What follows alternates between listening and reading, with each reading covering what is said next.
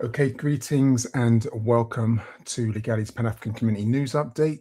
Today's date is the 15th of March 2026. Sorry for starting a little later than usual. It's been quite a lot getting all the stories put together. I hope you are well. As ever, I'm in the studio with Sister Oleander. Let me just double check that she's there. Sister Oleander, can you hear us okay? Yes, wonderful. Excellent. Greetings, everybody. Wonderful. Greetings, everyone. As ever, please feel free to share some comments, give us a mic check, a sound check. Just let us know that you can see us okay, you can hear us okay, and you can ask any questions that you have or make any comments as well. Sister Oleander will be watching over the chat. Seeing that we are starting a little later than usual, I'm going to move on as quickly as possible with the stories that's been taking place over the last 2 weeks. And this is a review of that community-related news. And as ever, we're going to start with our libation section. And of course, you also know that if you do like the program, you can subscribe, like, share, all that sort of stuff as well. Okay. So the first section is we remember when we make libations to those that have recently passed or mark any notable anniversaries. And so the first libation is to a man named as Ras Judah, who was a community leader, human rights activist. He joined the ancestors in his early 70s. He passed away after a short illness in February. Now, he was a prominent campaigner in St. Paul's and Eastern communities of Bristol, and he was also a founding member of an independent group between the police and members of the city's African Caribbean community. Some of you may recognize his face because it was featured in a 2023 documentary, I Am Judah, which focused on his experience and wider issue of institutional racism. And in 2017, he'd been tasered by the police who had mistaken him for a wanted man. So that's how the documentary came around, exposing kind of what he'd been going through. Many organizations have commented about his passing, expressing deep sorrow. He was more than a campaigner or community elder, and this is a comment that's coming from Bristol's Black History Month organization. They're saying from his involvement in the 1980s St. Paul's uprising to his decades of service as an independent race relations advisor to the police, he carried both the pain and pride of our city with unwavering dignity. We remember. Now, the next libation is to Mr. Lakota, or Musa and Terror Lakota. Now, the Terror, from what I can find out, is a nickname due to his aggressive football playing style. So it's not anything to do with terrorism related, but it seems apparently he had a very strong style when it came to playing football, and so he's nicknamed often with this name Terror. But he has joined the ancestors at the age of 77. He passed on the 4th of March of this year. He was a veteran of the South African liberation struggle and former premier of the Free State and inaugural chairperson of the National Council of Provinces. Now, he dedicated his life to the struggle for freedom and democracy. And as a member of the South African Students' Organization, he was a leading figure in United Democratic Front. He played a significant role in mobilizing communities against apartheid. And some of you may know he was also imprisoned on Robben Island for 8 years alongside other leaders of the struggle, including our ancestor Nelson Mandela. Now, in the democratic era, he continued on, like I said, as a premier of the Free State, but he was also inaugural chairperson of the National Council of Provinces and the Minister of Defense from 1999 to 2008. He went on to become chairperson of the African National Congress, but broke away to form a rival party, the Congress of the People, citing allegations of corruption in the party, which has led South Africa or Zania since 1994. We remember. The next libation is someone else who has a similar background, but in a different area completely. This is our elder Bernard Lafayette. He was a man who did what many will recognize as the very risky groundwork for the voter registration campaign in Selma, Alabama. And that resulted in the passage of the Voting Rights Act of 1965. Now, he recently joined the ancestors. He was born, no, I don't have the date he was born, 1940, but in 1965, following the beating of the Congressman John Lewis, who we also recently lost, and voting rights marcher. He, excuse me, he led the evening news, shocking the nation's conscience and pushing Congress to act on these issues. So, my bad, my voice. Sorry about that. I don't know what's going on. And so, in the midst of all that violence, all that conflict, he went on to set the stage for Selma, like I said, and making these advances in voter right registration act. He was one of the delegations of Nashville students who, in 1960, had helped found the Student Nonviolent Coordination Committee. It's a very revolutionary student body which organized desegregation and voting right campaigns across the South. He's been named director of Alabama's voter registration campaign. He moved to the town, and his former wife, Collier Liddell, gradually built the leadership capacity of the local people, convincing them that change, excuse me, that change was possible and creating momentum that could not be stopped. Reason why I said that he did risky groundwork, and just to give you a bit background information on that, was that he faced many dangers in trying to empower African Americans at that time. And this included surviving an assassination attempt on his life. And this was the same night that Medgar Evers was murdered in Mississippi. The FBI at the time said, look, there's a conspiracy to kill civil rights workers. We also know that the FBI was sometimes involved with them alongside the CIA. But he said that the impact of his work was not fully appreciated at the time, but it was just part of his daily work. It was something he had to do. And he wasn't trying to make history or trying to rewrite history. They were just responding to the problems of that particular time. That's really important that we understand that many of the people who are engaged in these historic processes don't see themselves as writing history. They're just doing the right thing. That's how they see it. So Bernard Lafayette Jr., we remember. Now, the next libation is to the young people, well, it's not just young people, but primarily, who were murdered in what's now known as the Sharpeville Massacre, which took place on the 21st of March in 1960. Now, many people remember that this is one of those moments that led to a decisive shift in the struggle against apartheid in Tanzania, or South Africa, when in Sharpeville, which is a small town south of Johannesburg, South African police, the Boer racist police, opened fire on thousands of peaceful protesters, killing 69 and injuring 180. Now, this tragic event, which is forever etched in history, exposed the brutality of the regime and catalyzed a shift in the civil rights movement on that place of the continent.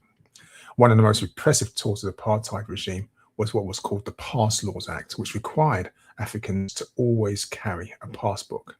Now, this document, called the Pass, which is probably going to be familiar or similar to when we have ID passes in the UK, dictated where and when an African person could move under the threat of arrest, fines, or imprisonment. So if an African person moved into a particular area where they weren't seen that they should be in there, then they could be arrested and fined and imprisoned. And so you see the aim of this legislation was very clear. It was to control the movements of African people and restrict their access to European urban centres, confining them to these designated areas. Whoops, I don't know why that went to the next slide. That's quite strange. Apologies for that. I seem to have some gremlins. Yes, so in the climate of discrimination and repression, the Pan-Africanist Congress, which was a breakaway from the ANC, decided to launch a civil disobedience campaign against these unjust laws. And the strategy was very simple.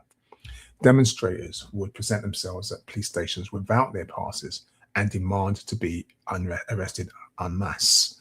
And this is hoping to overwhelm the judicial system and pressure the government to repeal the laws. You may be familiar with that tactic. I think it was Extinction Rebellion who tried something like that. And the recent campaign, which was against the prescription of Palestine Action, tried and used a similar attempt. And the whole idea is to kind of like overwhelm the system. We call it denial of service attack in the internet or the technology frame. But on the morning of the 21st of March 1960, more than 20,000 people gathered in various cities across the country to protest those laws. And in Sharpeville, there was around 5,000 to 7,000 peaceful demonstrators, mostly workers and young people, who marched towards the police station to voice their opposition. What happened, and now it's quite contested now what happened, exactly how it started. We know that a policeman either lost his balance or fired into the air, but the result was the same. There was widespread panic amongst the officers. There's around 300 of them who were heavily armed, and they started opening fire on the crowd without warning. They discharged over 700 bullets in just a few minutes. The toll was horrifying. Like I said, 69 lost their lives, 180 were injured, including women and children. Most of the people there were shot in the back, which often also indicates that they were fleeing when shot. In the days that followed, uprisings erupted in several cities, excuse me, notably in Cape Town and Johannesburg. And rather than easing tensions, the government declared a state of emergency and launched a massive crackdown. Over 18,000 people were arrested, including the leaders of the ANC and the PAC. It's a horrific case and part of history, but it's something that we need to be aware of. We remember. And the next and final libation for this week is we remembering the murder of Marielle Franco, who was a prominent politician. She was a Rio de Janeiro councilwoman and was murdered in a drive-by in 2018 in Brazil.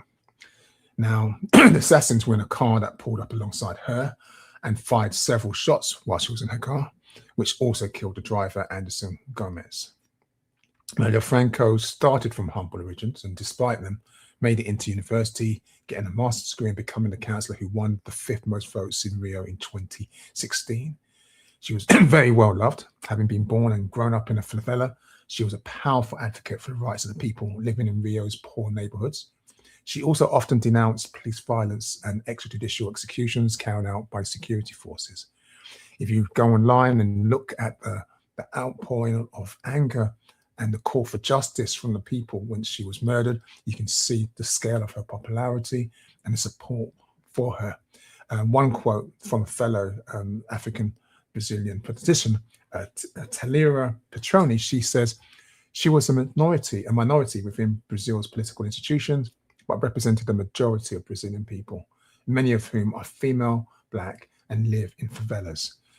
We need people like Marielle to have space in politics and to implement public policies that represent this diversity.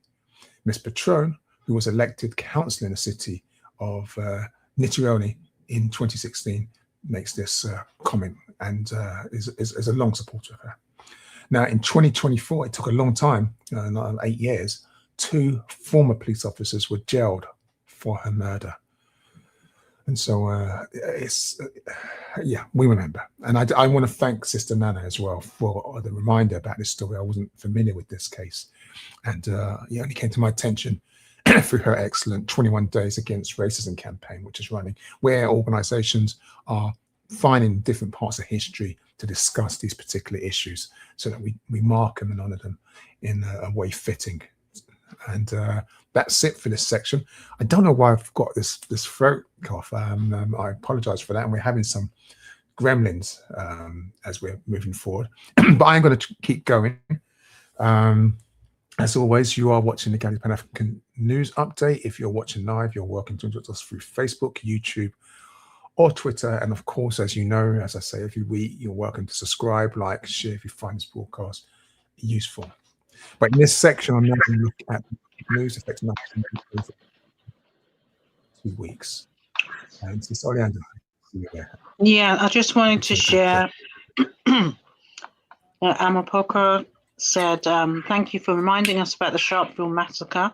Also, Marielle Franco, it's important that we remember those who stand up for justice and make the ultimate sacrifice.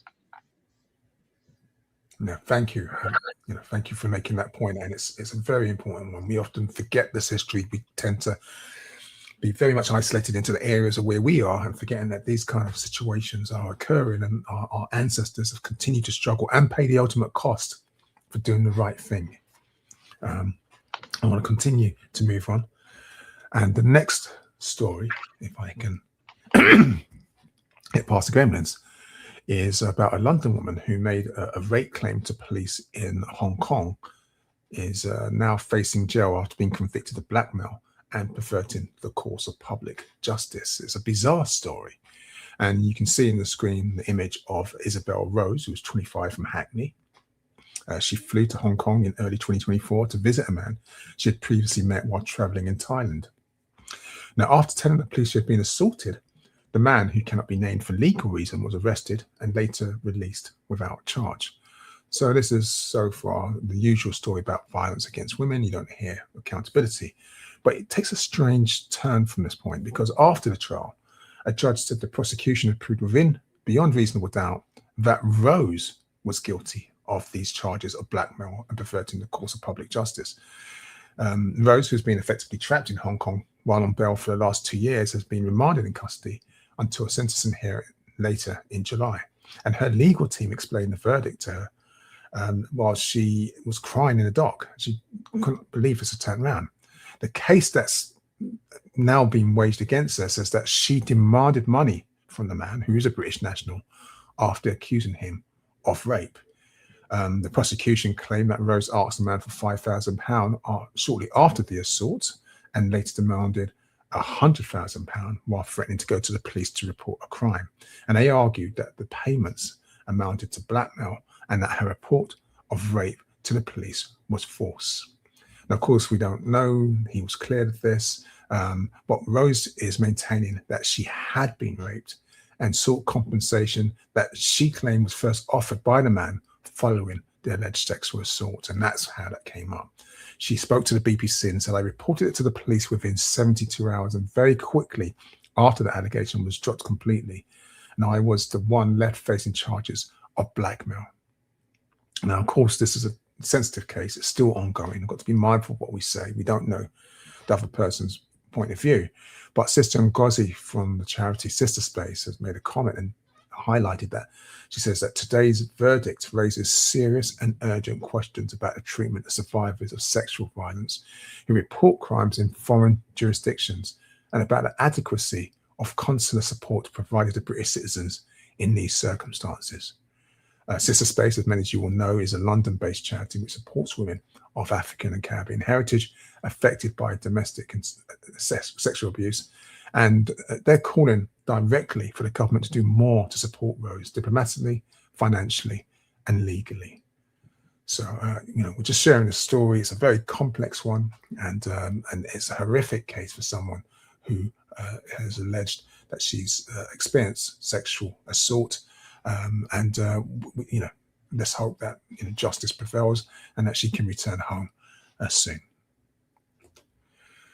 The next story is one about a Kenyan student who's been reported missing in the UK, and now, unfortunately, her body has been found.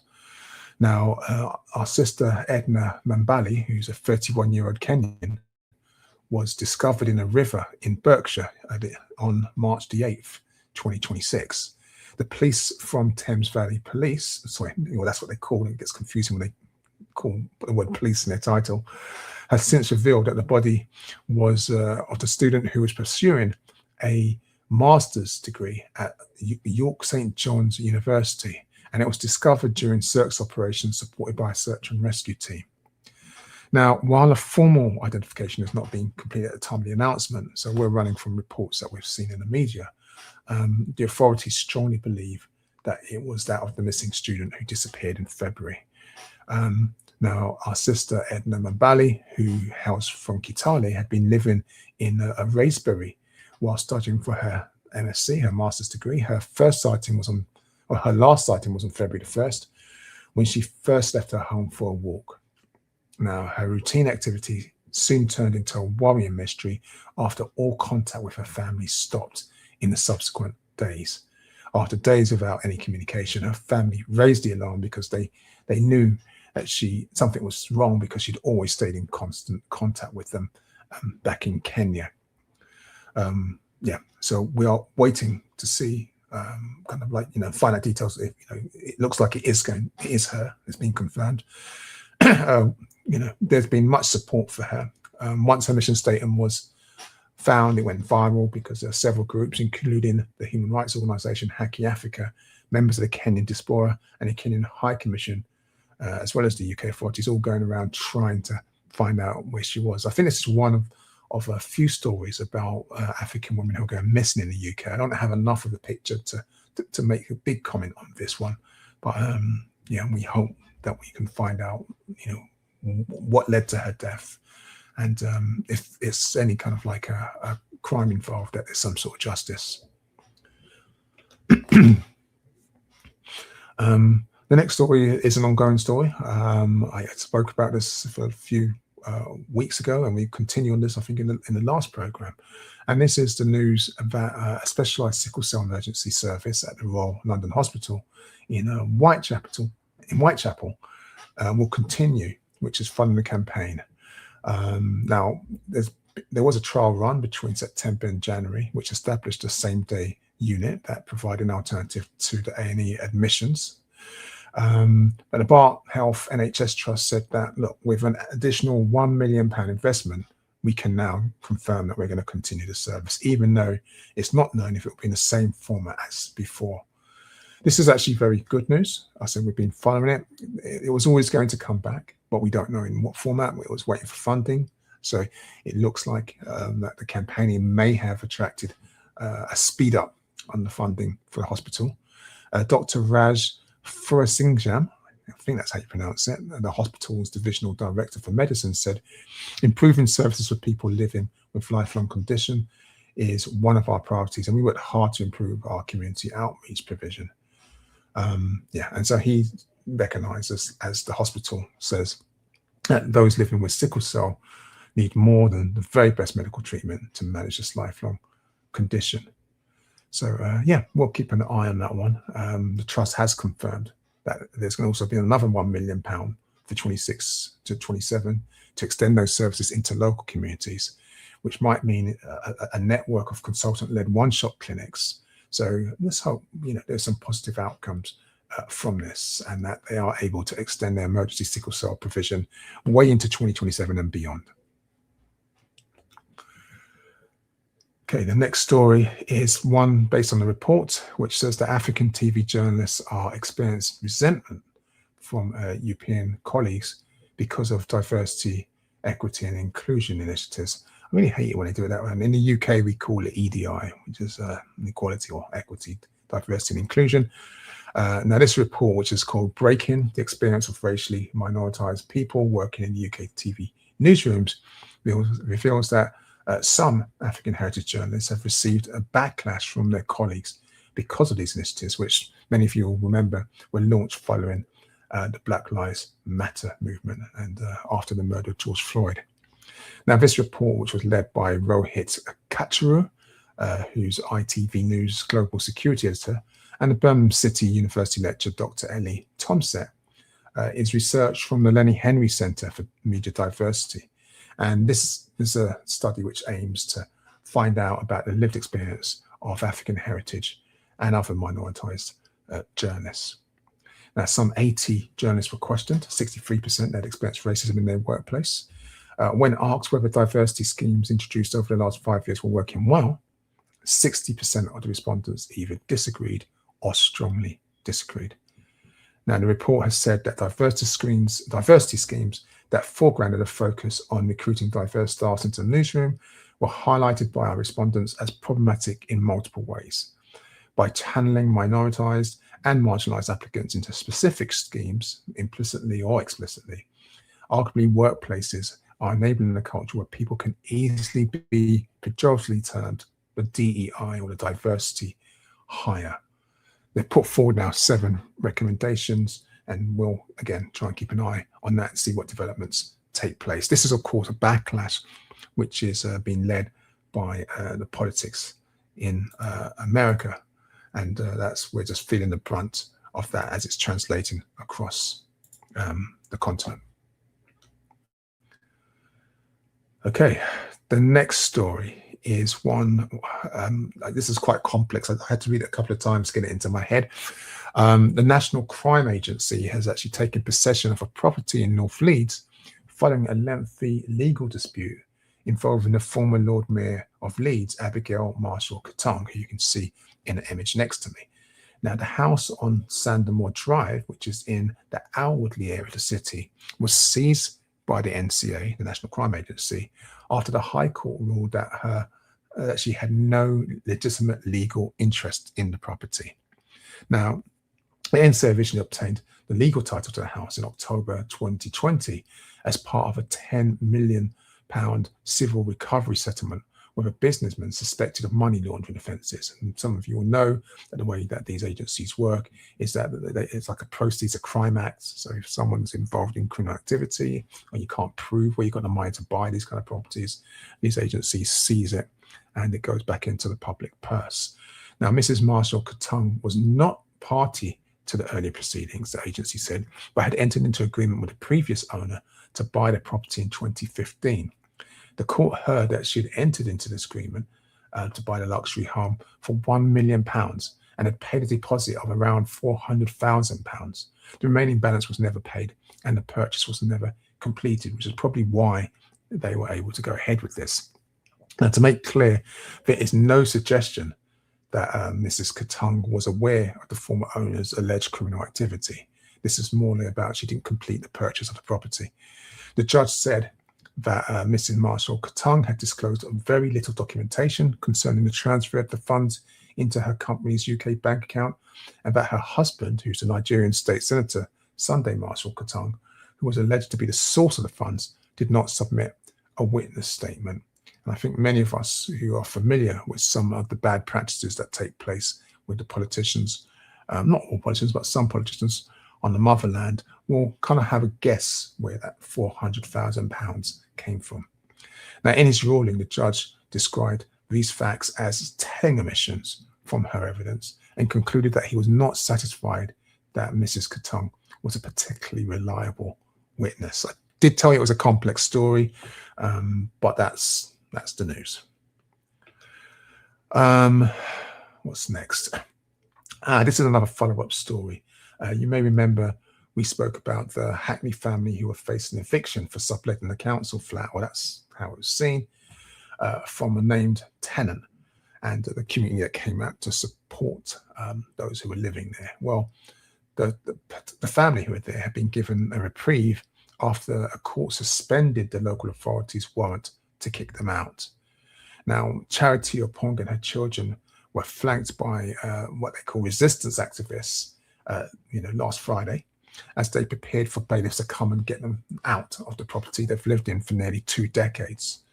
But as the activists crowded on the balcony to block any enforcers from getting entry, the family received a call confirming the court had granted a stay of execution. So this is a good news story. It doesn't mean that despite having lived in the flat and paid rent for roughly 20 years, and I can't stress that enough, they've lived there for 20 years and paid rent for 20 years, okay? Just because her name was not on the tenancy agreement, they're trying to evict them. But this stay of execution is actually good news, and campaigners from the London Renters Union described this thing as a quibble and stressed that the impact that a move into temporary accommodation would have on Mrs. Opong's autistic 7-year-old son, Caden, means that they should actually make some kind of accommodation for this, which obviously I agree with. Now, the union members had successfully stopped the bailiff's earlier attempt to evict the family in February. And the fact that they stopped it again on Friday is actually good news. But the family's lawyers are pressing forward with this court case to stay the execution until both a judicial review and an ongoing safeguarding assessment from social services can be concluded. So we'll keep an eye on this story, and as we get more news, we'll share that with you. It's just a reminder that you can live in a place and pay rent and not break any laws, but the technicalities, these little quibbles, sometimes these local authorities forget that we're talking about human beings and human lives, and start employing like bailiffs and thugs to kind of like do the dirty work. When the reality is that if they've been living there for 20 years, paying rent for 20 years, there's been no problems, then don't make one. Okay, next story. It's another tricky one. It's not that tricky, actually. I could simplify it in many ways. This is about the plans to replace historical figures on UK banknotes with images of British wildlife. Now, the Bank of England has announced this. They said that the next generation of banknotes will have images of wildlife, and this has come following public consultation in which nature emerged as the most popular theme from more than 44,000 responses. And that's a huge number, the public coming out saying, what should we put on the back of banknotes? Officials say the move should help create banknotes that are easily recognizable while celebrating the UK's natural environment. But there is a pushback on this. It's a bit complex because the decision also brings to an end a decades-long tradition of featuring noble historical figures on the reverse of the Bank of England notes. And to date, there's been no historical figure of African heritage. And that's really the issue, I think, that many people have. Now, my brother, Patrick Vernon, who's co-founder of the Banknotes of Colour campaign, said the move risks sidestepping long-standing calls for greater diversity on Britain's currency. Now, he spoke to Black Current News, and he says that the Bank of England's decision to potentially prioritise a fox or a squirrel over honouring Mary Seacole speaks volumes about whose stories this country is willing to celebrate. Now, of course, I'm not in favour of particularly Mary Seacole. I think there are other more worthy people from African heritage and from our history that could be on that note. But if the principle he speaks about is right, and I remember when my our brother John Daniel, he was a close friend and joined the ancestors way too young, kind of had a campaign about stamps on this.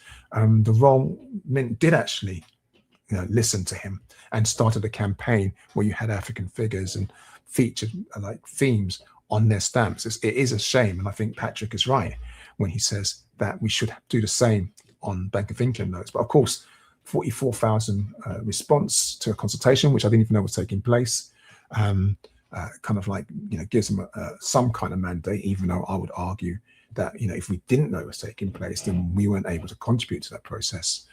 Sunderwer Catwalla, who's director of the think tank British Future, said that the bank appears to be avoiding a difficult but necessary conversation. Only an angry minority of people would have a problem with an ethnic minority face on one of our banknotes. And he continues that they'll be chalking this up as a win. And one of the things he argues, which I agree, is that featuring composer Samuel Coleridge Taylor, war hero Noor Inetta Khan on notes, alongside more famous figures like Turner and Jane Austen, would be good for public understanding, and I'd say for public education. The other side of this debate, where it gets a bit complex, is that there's also those who are trying to frame this as the removal of Churchill from the Bank of England in place of a plant, and they're very angry about that. But that's the other side of the debate. It's a shame. I mean, not that it's not a good thing that it's promoting nature, but it is a lost opportunity. And the next story is one about the United Church of the Kingdom of God, a UCKG, and attendants or attendees to the UCKG often find themselves in the grip of what we call prosperity gospel, believing that cash donations to evangelical churches unlock divine blessings of health and wealth. And this is a serious problem because many people, and for example, in this case, we're talking about Jennifer, who's not her real name, estimates that she gave more than £38,000 to the UCKG over 5 years. And she now says that she feels isolated from family and friends, and has alleged that the UCKGs forbade dating or marriage outside the membership and arranged marriages to pastors, as well as encouraging members to give them money to attract divine favor. She believes she was financially coerced and controlled. And I've heard this story over and over again from these kind of evangelical mass Christian organizations, not just Christian organizations. It also happens in our community, unfortunately. There are legacy tales of some Pan-African organizations that carried out these unscrupulous ways. But in this particular case, the UCKJ has been found by the financial regulator that it breached the fundraising code, as it was aware of previous mental health difficulties that Jennifer had experienced when it took a large donation from her, and could not show that it otherwise considered her needs or circumstances. And this is a serious problem. There are many vulnerable people who turn to religion You turn to these organizations for support during this time. And what they do is they see that they are in distress or that they're in trauma and that they need other kinds of support and help, but they secure money from them on a regular basis, these donations. Now, of course, the UCKJ has denied the claims, saying it committed and that it is committed to the highest standards of governments. But they also reported a UK income of more than £15 million in the most recent financial year. 13 million of that from donations. In 2022, former followers told the Guardian newspaper that they had felt pressures to give tithes, which was 10% of their income. And so you do need to question why a church is, or how a church is securing 13 million pounds in donations in 1 year in the UK when we are in a cost of living crisis. And many of the members, or not members, I can't say many, but some of the members clearly have like mental health issues and are under incredible amounts of strain and are going to church to find companionship, support. But, like I said, the UCKJ has denied the claims. And even though the financial regulator has spoken up in this particular case, until other people kind of complain and do the same, I think this is a problem that's going to continue going on and on and on. We see this. I see this certainly in Nigeria with many of the super pastors who I find very abusive, and exploitative. The next story is a sad one. This is about the award-winning rapper Getz, who has been jailed for 12 years for killing a student in a hit-and-run collision in northeast London. Now, Getz, who's a 41-year-old, whose real name is Justin Clark Samuel, was sentenced at the Old Bailey after he previously admitted causing the death of 20-year-old Yubin Tamang by dangerous driving. Now, Tamang was a university student from Nepal, and he died in hospital 2 days after being struck by the car on Redbridge Lane East in Ilford, and this was in October 2025. The court heard that Clark Samuel had been driving at more than 60 miles an hour in a 30-mile-per-hour zone when his BMW M5 hit Tamang as he crossed the road. Now, what made this worse was that he failed to stop at the scene when he hit him. And outlining the facts in court, the prosecutor, Philip McGee, said that Clark Samuel had been drinking alcohol on the evening of the crash. Now, the rapper from Woodford Green in East London was said to be 1.5 times over the legal limit, even though he said, or initially said, he had drunk 3 glasses of brandy with a meal at a restaurant. Now, in a statement from the student's family, they said, "We speak today with hearts broken beyond repair. Our only child, a precious soul, has been taken from us far too soon. Justin Clark Samuel has stolen our son's future and ours with it. We can never forgive him for what he has done." I don't want to add to the trauma of that. I think for many of us, the fact that there was not just the drinking and driving, not just the speeding, but the decision to keep going, not to stop. The hit and run aspect as well. It's very unforgivable. I'm going to move on. Next story is one about Alicia Rochester from Croydon, who passed away 2 weeks after undergoing a routine procedure to remove abscesses from her left armpit and groin. Now, an inquest found that her death was contributed to, not caused by, but definitely contributed to by neglect. And they ruled that she would have likely survived had the correct antibiotics been given in time. Now, our sister's mother, Lorna, said that there's a huge void in our family, and the hardest thing to try and come to terms with is how she'll never get to see Xavier growing up and celebrate milestones in life. We'll make sure Xavier knows how much his mummy loved him and how proud she would have been of him. However, I don't think our family will ever get over the pain of losing Alicia, especially in the way we did. And this idea about a totally avoidable death if she had been given the right, correct antibiotics in time is heartbreaking. I know, of course, we know that mistakes take place, and we don't have all the circumstances, whether she was ignored or whether they took care, but the coroner has made it clear that she would have survived had this not taken place. Next story. Okay, so these stories always make my heart stop for a second. 2 NHS trusts and Metropolitan Police have been slammed for a lack of communication after a woman, Caroline Adeyello, who was 64 years of age, was stabbed to death by her mentally unwell son. He was a paranoid schizophrenic. His name was Nicholas Aina, 28 years of age. This happened in October 2022. On the night of her passing, Nicholas went into his sister's room at 9 p.m. at night, and he said to her, "I'm going to kill you. I'm going to kill you. You're a witch," and stabbed her in the chest, arm, wrist, and thigh. Now, Caroline heard her daughter yelling and went to help by pulling Nicholas off her. However, she was overpowered and was attacked, and she passed away at the scene. Now, the coroner ruled that serious failures and inaction by the North East London Foundation Trust and the East London Foundation Trust contributed to Caroline's death. The 64-year-old woman was fatally stabbed in the chest after Nicholas had stopped taking his medication so he could lose weight. She had told the North East London Foundation Trust that she was scared of being around her son, but was told to evict him and did not have her case referred to the safeguarding team. No risk or safety plan was provided to the family.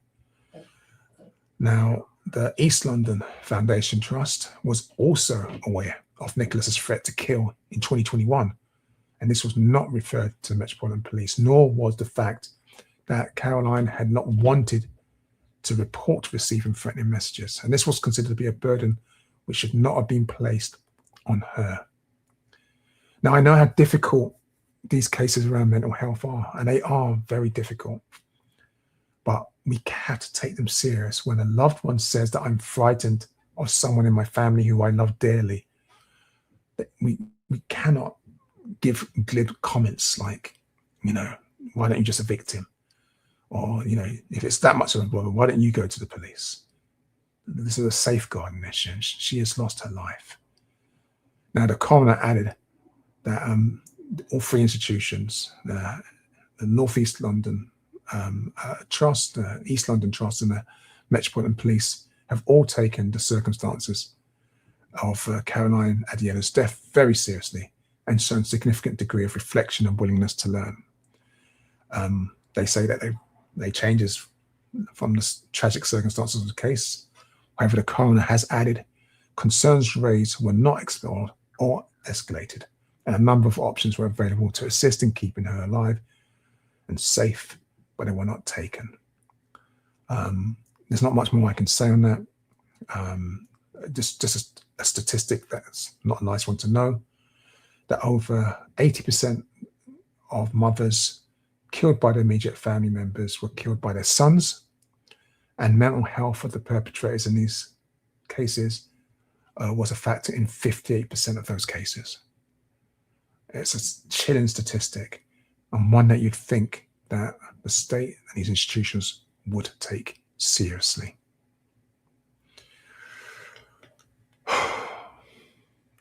And the last story for this section is one about a young brother, Ty Fawkes, 25, who's been named as the victim of a fatal stabbing that took place on March the 2nd on Fisali Road. The police were called at around 6:15. He was rushed to hospital where he passed away the next day. Now, an investigation has obviously been launched. There's been a significant crime scene set up in place. 2 men, aged 28 and 38, have been arrested and remain in police custody. It's not the first fatal stabbing to have occurred in that particular area on Thessaly Road, but we can only see what the outcome is from their investigation. And that's it, folks. Gone. My heart is almost broken. You are watching the Galley's Pan-African Community News Update. If you are watching live, you are welcome to interact with us through Facebook, YouTube. As ever, don't forget to subscribe, like, share if you find the broadcast useful. Sister Oleander is on the chat, so you can send comments and views. As ever, she'll respond. But the next section is a review of the politics around the UK over the past 2 weeks. We did start the program a bit late, so we are running a little behind time. There's quite a lot to go through. We're almost halfway through. Please excuse the technical gremlins in my throat. It seems to be a bit dry today. I'm going to move on with the stories. So the next one, I call it politics, but I might as well call this the Reform Quarter, because we're in a very toxic place in British politics at this particular moment in time. And in this particular case, the Reform Party leader, Nigel Farage, has vowed to ban foreign citizens from voting and end wholesale postal ballots if Reform UK wins the next general election. I don't want to spend too much time on Reform because a lot of the stories here are around them. The Reform UK leader, whose party suffered defeat in Gorton and Denton recently at the hands of the Green Party, confirmed that he intends to end lax enfranchisement rules, that's what he calls them, that allows Commonwealth citizens to register to vote. And he insists that the current law, which gives them the same voting rights as British nationals, providing that the specific conditions are kind of like not right, and they want to abolish them. I don't want to really go on for this story. Part of this is motivated because of that loss that took place in Gorton and Denton by-election. There's much comments about illegal family voting, and he's asked the police to investigate allegations that 12% of the voters were affected by this outlawed practice. But this is what they're claiming. What we're not hearing in the media is that he's also looking to limit access to postal voting to the elderly, the disabled, and serving armed forces personnel, as well as those working overseas during an election. So it's really trying to shape the electoral system to increase their chance of winning power at the next general election. The next story, unfortunately, is of the same ilk. It's a report that's come out which has found that half of Reform UK members believe that British citizens not racialised as white and born abroad should be deported or encouraged to leave the UK. And this is coming from the first publicly available poll of those in his party. Now, it's pretty much a water is wet kind of report. The findings come as the Reform leader attempts to, kind of get attraction from the centre ground voters while facing pressures from his right-wing flank, including a hardline new party, which has been launched by the other clown, Rupert Lowe, who left Reform after falling out with Farage. So you have these two far-right, I don't even like that term, far-right, you have these two racist parties struggling to get votes. And so we can be the worst, we can be the worst. And so this is a kind of like, let's do the ICE thing that America did to bring it to the UK. Now, according to research which was published by the anti-racism group Hope Not Hate, 54% of Reform members thought that British citizens who are born abroad and not racialised as white should be forcibly removed or encouraged to leave, while only 1 in 5, that's 22%, also supported it for non-European citizens whose parents were born in the UK. None of this is news, really. If you're part of the Reform Party, the odds are you're most likely a racist. There are comments about how bad this is, but I think I'm going to move on from this story. There's not much I can say. So how are they still growing? How are they getting more and more memberships? What are they doing to do this? Well, this story kind of will give you a bit of a clue. A council's deputy leader has admitted to use an AI-generated photo in a post about other local authorities shipping families to the region. So on the 23rd of February, Durham County's council's Darren Grimes posted a blog that he had written in which he said that southern councils were moving problem tenants, recent refugees and homeless families to the area. And he linked the issue to Durham's social housing waiting list. Now, people can say what they want. That's fine. I think the problem here is that the article that he wrote used a photo of a group of men from South Asia, or Southeast Asia, in tracksuits next to a coach in a housing estate, and you can see that on the screen. But the image he used was generated by AI. So he was trying to manipulate people into thinking that this was real. Now, he was asked by the BBC about the photo, and he says, look, the image was obviously for illustrative purposes, but make no mistake, this is happening. People are being pushed to the back of the queue in their own communities.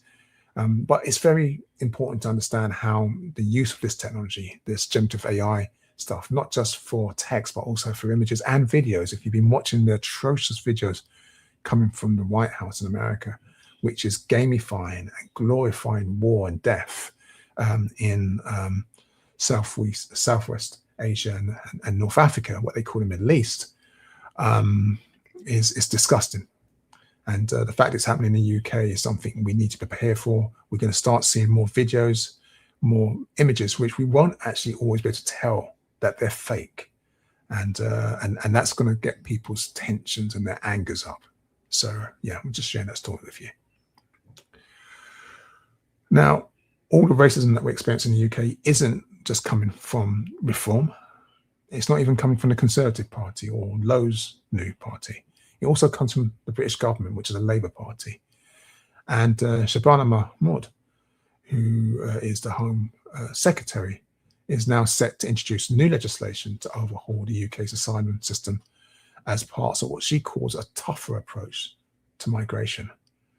Now, she claims that the generosity of the British asylum system is attracting people from across the world, funding human traffickers. They use this excuse of trying to stop the gangs, the human trafficking gangs, this boogeyman that we never get to see them.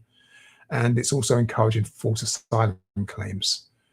Now, she says that the Labour government must cut migration or risk opening the door to the right. And so their way of doing this is by adopting right-wing policies. And this is really kind of like the back door to introducing what I just spoke about, the ICE-style anti-immigration raids seen in the US. Now, her new strategy, which is we're going to probably hear next week or the week after, comes directly after she visited Denmark, which has one of the strictest and toughest asylum and immigration systems in Europe. It's a horrible, horrible policy. She's a long-term admirer of this model, and that's what she wants to bring to the UK. I say that this policy is going to come in a week or two times, and we're going to hear more about it. But what we should also remember is that this week that's just gone, she also imposed a visa ban on students from Afghanistan, Cameroon, Myanmar, Sudan. And, this is the same kind of nonsense where she's using, making these excuses, saying that these students are abusing the system. And so we're not going to allow them in. And I don't know how different that is from when the orange one in the White House on his first term in power implemented a Muslim ban. How different is this, But anyway, that's the British government. That's Labour Party. And if we look at where that's going, well, David Weaver, who's a former government advisor and now the chair of Operation Black Vote, has said that Labour's in deep trouble with African heritage voters because it's now the party that's basically at risk of being seen as someone or something that's accepting the normalization of racism. I don't think it's accepting the normalization of racism. It's the face of the normalization of racism. Now, he said that the government's plans to restrict juries on top of that would heighten, normalize, and embed racial disproportionality in the justice system. And that, many, many people that he speaks to are saying, we don't know what Labour stands for anymore. We're just not happy. When Labour are away from power, they will go alongside with our community, supporting us. But the closer their proximity to power, the more they revert to type. And we had real hopes of them coming into government. And these concerns are up and down the country from minoritized people in the UK. Labour have become the Tory party, and Reform are becoming, they are the BNP, and Lowe's party is the more extreme Reform, or or the Brexit Party. We don't have a right-wing party, a left-wing party. The closest we have is the Green Party, and I'm so thankful, I'm so happy that they won that by-election. But let's not fool ourselves. It's going to be very difficult without proportional representation in the political system for them to actually win an election. It's rigged against smaller parties in the UK. Anyway, let me move on, because behind closed doors, some of the things that are happening that we're unaware of is that more than 60 South African nationals, including 9 children, have been deported. And in this case, it's not from England. This has been done by the Garda National Immigration Bureau, which is carrying out this operation based on deportation orders issued by the Ministry, or the Minister for Justice in Dublin. Now, the 28 men, 26 women, and 9 children were removed on a chartered flight which left last week, I think it was, or 2 weeks ago, my bad, and arrived in Azania, or South Africa, on the 2nd of March. So now, one of the things that's chilling is that the Oyakami family were amongst those who were deported, and they had protested about this at the Department of Justice, calling for the deportation orders to be revoked. This deportation is happening. African people are being dragged out of their homes and deported just because we're not seeing it on the screens every day. I think we need to be aware of how bad the state of affairs are. And in some cases, and we'll talk about it later, children are being handcuffed as well. I mean, it's not just the parents. This is what's taking place in the UK. The next story is one about a Liberal Democrat councillor in Sutton who has quit the party after sending a really strong email to his colleagues describing the group as a toxic and overly focused on leafleting targets. So I spoke about Labour, Conservatives and Reform. I spoke about the hope of the Green Party making some kind of change. And I didn't mention Liberal Democrats because the Liberal Democrats have almost put themselves into the wilderness. Once a party of hope, we saw what happened when they went into coalition with the Conservative governments, and together they wrought austerity policies all over the country, making poorer people even poorer, richer people even richer. And then during the 2011 uprising, kind of like supporting David Cameron to, and Keir Starmer to use the whole kind of like mechanism of the state against people who had stolen bottles of water, who were so upset and angered by the murder of Mark Duggan that they decided to make an example of them, calling them feral rats. So now we have, our brother, who was named by Patrick Ogbonna, who's now decided to quit the Liberal Democrats in Sutton. He was the only African member. Sent an email to 54 other councillors saying why he left. And he was saying that since 2022, he's had grievances with them.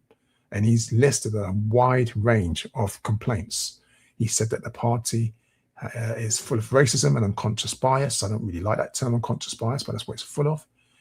He says that the party has been fostering a toxic culture, claiming that some of the members are illiberal, two-faced, and motivated by self-interest rather than serving residents. But one of the things that he wrote in his email and his complaints, which I find very powerful, is that he said that one thing life has taught me: if you're working in a toxic environment, then get out before the toxicity destroys you. And it's sad to hear that, because I can resonate with that. There's something to be said about trying bring about change from the inside, but sometimes you have to know when it's just not possible and you have to protect self. So that's the Liberal Democrats, and that's really painting a very bleak landscape for politics in the UK. And I think we can return once more to our party of the week, Reform, This is an update on a story that we reported in January. And this is the Reform UK councillor. His name is Mark Howard, who has now apologised for comments he made at a council meeting last year, which was described as ridiculous and blatant racism by fellow councillors. Now, his comments came during a discussion about the use of hotels to accommodate asylum seekers. There was lots of protests about it. Well, he's now recognised it was what he calls an emotive issue. He says that I made reference to a message received from a former colleague, and also made subsequent comments about Muslim women walking 3 paces behind their husbands. And he says that basically he recognises that he drew on unhelpful stereotypes, which had the potential to convey unintended hostility, for which I apologise for any offence caused. In our world, we call this a non-apology. This is a political apology, but this is what's taking place. And it's just the end of that chapter, because I doubt he's going to be suspended anymore, or that he's going to be kicked out of the party. In fact, he might be promoted as vice chair of Reform. Who knows? And I think this is the final story for this particular section. I said I'm going to say something about immigration policies that are taking place. And this is one, again, behind closed doors. Yes, from the Labour Party. There has been a report. I haven't been able to read it. I've only got a briefing on it.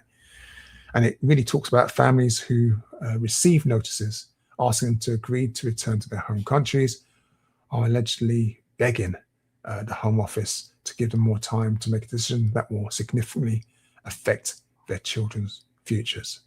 Now, I say this as a report because it's a mixture of 2 things. They're looking into the situation. It's a pilot scheme, and they're writing up on it. In the scheme, the Home Office has targeted 150 families whose asylum claims were refused, and given them just 7 days to make the decision, which would uproot their children from schools and adopted communities. And those who refuse to leave voluntarily may be forcibly removed in handcuffs, including children.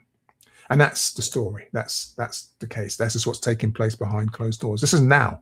It's not last year or 10 years ago. This is now. This is what the Labour government is now trialing, giving families 7 days to get out, or we'll drag you out. That sounds like, to me, ICE. Now, the Home Office announced a pilot scheme a week ago, asking the families to opt for expedited voluntary return to their home countries, with a sweetener of go-home payments up to £10,000 per family member, up to a total of £40,000. So you think if you're a family with 4 members, mum, dad, 2 children, they'll pay you £40,000 if you leave in 7 days. And some people clearly, will rather take that than endure with the nightmare of increased racism. But the families who have received emails from the Home Office said that they're feeling pressure to leave the UK quickly. They're distraught at the prospect of them and their children being rushed out of the UK back to their home countries, where they still believe that their lives are at risk. And that's the key thing here, because when these asylum applications are turned down, it doesn't mean that the people who have sought refuge, doesn't mean that they are still no longer at risk of being killed or harmed. There's a reason why they came. Of course, what the government is kind of like asserting is that they're fake, and here's a bit of cash to go back to the same place. I suppose I would have a little bit more respect if they said, here's 40 grand and you can go to another European country where you feel safe, and we'll support that. I wouldn't like it. I feel more respectful. But no, they're saying that we'll go back to exactly where you came from with a little bit of cash, and get out of here in 7 days. I mean, if you were told you had to leave your home in 7 days, would you be able to do that? Would you be happy about doing that? Would you feel safe about doing that? No. Now, the document continues and states that this means that the physical handling of a child as a last resort to overcoming non-compliance is an unfortunate but necessary and justified intervention. It's very scary for me. I don't know how you feel, that the British government is using these kind of comments and starting to consider them as policy. But that's where we are. That's the end of that section. I don't want to go on about it anymore. And we've got more to go through. We've gone past the halfway mark. You are watching the Galleys Pan-African Community News Update. If you're live, do the magic. Facebook, YouTube, subscribe, like, share. You know the deal.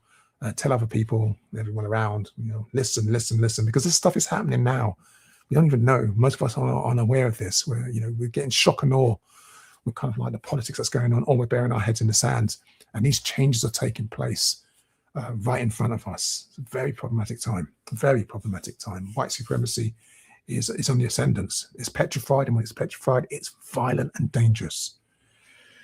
Anyway, this next section is a review of policing around the UK from over the past 2 weeks. Yes, 2 weeks. All this news so far is what's happened in the last fortnight. Yeah, amazing. Okay, and the first story is one about the police who are deciding that they're going to trial handheld facial recognition devices, which are capable of scanning and identifying people on the spot. Now, this really pees me off, because some of you will know that I'm a researcher, I'm a lecturer at UCL, and I look into algorithmic violence as part of my thing. I'm trying to get a research grant so I can look into this project so we can build toolkits to protect us as a community. Not being successful so far. Tried to do this for many years. I've been ahead. I told everyone this was coming. No one believed me. They didn't give me the research funding, and it's here. This is coming from the Mayor of London. That your PC, Bobby on the street will have a device that he can scan you, and it can detect and try and work out who you are. And I remember speaking to Metropolitan police officers at this Met Engage event, which is, they're going around London trying to see, what do the community want, what they're interested in. I went to one in Hackney a few months ago. And of course, even though there were some African people there, the majority of people there who were making all the comments weren't really from our community, and their priorities are completely different from our priorities. And I remember speaking to the team who are in charge of live facial recognition technology in London. And I remember saying that you're doing vans right now. And I suspect, I'm strongly, worried about the fact that you're going to start doing this on a mobile basis. And he said, no, that's not going to happen. We're not going to do that. And he seemed very sincere. I had a good chat with him. We swapped email details. I thought, if I ever get this funding to do this research project, I can start looking at them from the inside as well as looking at the impact on us from the outside. And to find out less than 6 months later that this has been announced, where officers are going to be equipped with what they call OIFR, Operator Initiated Facial Recognition Technology, for a 6-month pilot involving 100 devices. It's terrifying. Now, Sadiq Khan, who's the mayor, has said the technology would allow officers to check and verify the details of any individual stopped instead of having to arrest them and take them to a police station. None of us asked for that. I don't want to be on a lineup when I'm walking down the street by any officer who decides they've got a grievance with the way that I look, the way that I walk. What the hell? The whole point about the facial recognition scheme was that you had these vans that were identifiable, so you knew that the police were carrying this technology around with you. But of course, everyone said that, Toyin, you're being paranoid. They wouldn't do that. This is where we're at right now. And the Met's increasing use of live facial recognition technology is continuing to spark concern. And it's not just from people like myself, who are scholar activists, but also from campaigners and some people on that London Assembly who are saying that this is a disaster for civil liberties. I see that this is a gateway to abuse of African people and other minoritized communities on the streets of London. Now, there's an organization called Big Brother Watch who are doing some good work there. They've got a case that they're going through, looking at the case of Sean Thompson, who was stopped in Croydon and he had to get his passport. We've spoken about this in the past. And they say that there's no policy in place for what they call OIFR, this Operator Initiated Facial Recognition. It's a new acronym I've got to remember. And that the police were using the public like guinea pigs to test their surveillance technology. And they are right. The Green Party councillor, Zoe Garbett, echoed these concerns, calling on the Met to immediately halt all use of LFR until proper safeguards are in place. But they aren't going to do that. There are no safeguards in place. They're going ahead. This is technology that's been used in war zones. And you saw, or some of you will be aware of what happened to that school in Iran, which was misidentified by the software and killed over 160 people, but up to 170 people, most of them school children, girls, in Iran. That's the same technology they bring into London. I can go on and on and on and on about this. I'll keep an eye on it on a professional level, which is me as a scholar activist. And, one day, one of these funders will say, Toyin, you were right. Look, we know you need to define or design something that will protect communities like yours that are vulnerable to these technologies. But right now, it's like I'm just talking to, I don't know. I'm very frustrated about this, very angry about this. But this is the situation. And then just for those of you who are thinking, Toyin, oh, sorry.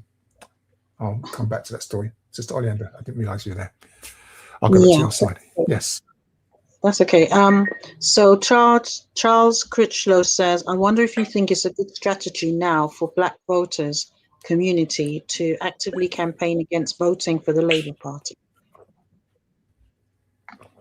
That's a really fantastic question. And the answer is yes. I think, we hear these strategies called tactical voting, where you vote for the party that, kind of like commits to what it is that you need as a community. And I think that we are being told quite clearly that the Labour Party doesn't give a damn about our interests. And I don't think that we should allow them to take our vote for granted. I think they are already petrified about losing power. And so they are at the most vulnerable spot right now. And the lack of organizing on this that question is a very important question at this point in question now, to get concessions from them. One of the things that I want to do through Legali, but I just don't have the capacity. If you've got volunteers, please drop me an email. I'll be happy to do it. Is to set up what we call a national action plan against racism. They're called NAPARs. Nation states across, communities across the European nations in the EU, they all are being called to design a NAPAR, this National Action Plan Against Racism. But because the UK is outside the EU, we don't have one. And I started thinking, look, this is some work that Legali has to do. We need to have a NAPAR. And this is the perfect time to design one. And a NAPAR will design and argue, these are the things that we have to have yours to sign off on. This is the pact before we would even tell anyone to vote for you. It's a great strategy, but the problem is who's going to do it? I say Legali can do it, but I know that we're stretched. So we need organizations to do it, or we need volunteers who are happy to take this on to do that. But yes, it's a very good question. And right now, the Labour Party is very, very vulnerable. When the elections are coming up this year, they're going to see it happen. They expect to be massacred. And we should be ready for when that happens to say, right, you saw what's going to happen to you in the next general election. Hear what? You sign off on these pledges that we're saying that what we want, and then we will campaign in our communities to bring out the vote for you. But if you do not, we'll go elsewhere. I personally would rather go elsewhere and just say, look, let's try and find a way to get the Green Party in. But that's not likely to be strategically the best thing to do. The best thing to do would really be get the Labour Party to commit to forcing in proportional representation. They're not going to do that, but that would be the thing, because once proportional representation is in, then we can really start to see a transformation of the electoral system. But this is a long-term strategy. So thank you for that fantastic question. I'm going to move on, because this new operator-initiated facial recognition technology, if you're wondering why I'm so peed off about it, and if you think that I'm over-exaggerating the problems, let me give you the case of one Alvi Chowdhury, a 26-year-old software engineer who was working at home, when a place that he shares with his parents in Southampton, when the police came knocking on his door, handcuffed him, and held him in custody for nearly 10 hours before releasing him at 2 a.m. Now, why did they do this? What did Alfie do? Was he a terrorist? Was he a criminal? Was he a drug dealer? No. What happened was Thames Valley Police had used automated face recognition software on him, and it had matched him with the footage of a suspect of a £3,000 burglary, which was 100 miles away in Milton Keynes. Now, they looked at the footage, and when you check them, a human checked them, you could see that the person they were looking for was notably younger, with different features apart from the same curly hair. And so Chowdhury was confused. Why are you arresting me? He's pretty angry right now, and I would be furious. He said, that kid looks around 10 years younger than me. Why did you drag me out of my home and arrest me? And this is kind of the problem that's taking place. Chadwick, he says that everything was different. The skin was lighter. He looked 18 years old. His nose was bigger. He had no facial hair. His eyes were different. His lips were smaller than mine. And yet he was dragged out of his home, held in custody for 10 hours, handcuffed. Okay, this is what I'm talking about. Now imagine walking down the street and some PC plod pulls out his little device, scans your face, and it says, this person is wanted for murder, or this one is wanted on bail. That's you, right? And then they decide that they're going to arrest you on the spot. Now, it's all very well Sadiq Khan to be saying that this software will stop us being arrested. Yeah, that's all very well and nice if that happens. I'm not concerned about that. I'm concerned about the one single individual who's innocent and is dragged off the streets in handcuffs with the risk of violence, with the risk of death in custody, because an automated piece of software decided that you match the description of someone else. And the police are saying, well, I looked at the picture, it looks roughly right. The computer said, no. That's what I'm worried about. So we have to understand that UK police forces use these kind of algorithms, which have been procured by the Home Office from a company called Cognitech, which is a German company. You might have heard of the Palantir, which is the one they use by the military. But this Cognitech is one that runs around 25,000 monthly searches against 19 million police mugshots held on their databases. And they run these tests really rapidly to get result. And they're saying that these matches are accurate. Well, the truth of the matter is that these matches should be considered not facts, but kind of like possibilities. And a human needs to review it. And if someone's got a wider nose or lighter skin or no facial hair and a suspect, then you have to kind of use your brain and say, it's unlikely that this is the same person, rather than run into this. Nah, it can't be wrong. Computer says no. This kind of like computers are always right kind of thing. So I thought I'd share that case. There's a lot more stuff I could say about this, but this is a real story. Again, this is not 100 years ago. This is not 50 years ago. This was just like a couple of weeks ago. Where else are we? Sorry, in January, not a couple of weeks ago, a couple of months ago. Okay, still on the topic of policing. I couldn't get my head around this one. The theft of a disabled 7-year-old's wheelchair took place last week in Walworth, and it's just caused a massive uproar. And because his mother had to go onto social media to say, look, can you investigate this? We need his wheelchair. It's a custom powered wheelchair. It was stolen from our garage. And she contacted the police. And, they said that, look, we looked around, on the CCTV footage. Oh, no, we tried to get access to the CCTV footage. We couldn't get access. So we're going to close the investigation. That was it. And so she's like, well, hold on. You asked to see the CCTV footage of my son, my 7-year-old son, specialist wheelchair. And because you were denied the footage of that, you're going to close the investigation. That's why she went to social media.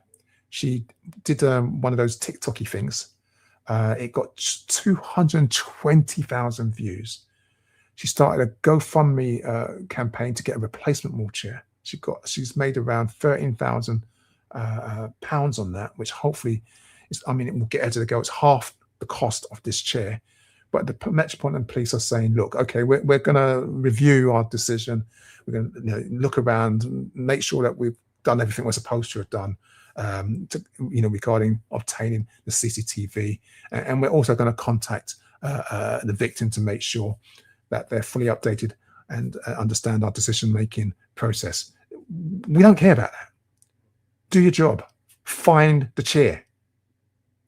Don't just close the investigation because someone said we're not going to give you footage to the CCTV. Go down there.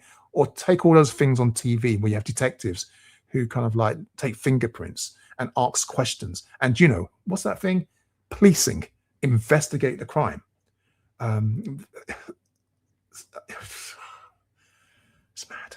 Mad. They want to offload everything to computers. That's what they want to do. You know, just let the computer make decision. That person's guilty. It's over there, and that's it. That reminds me, I haven't watched an episode of Columbo. I watch an episode of Columbo every Sunday. One of the old ones, and I still haven't watched an episode. I was so busy today, which is quite frustrating. Okay, other news. Water is Wet Part 2, but this has got a twist to it. So there's been a new study, again commissioned by London Mayor Sadiq Khan and his Office of Policing and Crime, and it's pulled up some interesting facts. It was conducted with King's College London. It looked at data from 2023, examining over 150,000 stops carried out in London, and the grounds that the police said they used to kind of like invoke the power. And they've concluded that African people are up to 48 times more likely than Europeans to be stopped and searched by police in some of London's most best off and richest areas. This is slightly different from just the standard facts where, you hear like 4 times more likely, 3 times more likely. It's slightly different.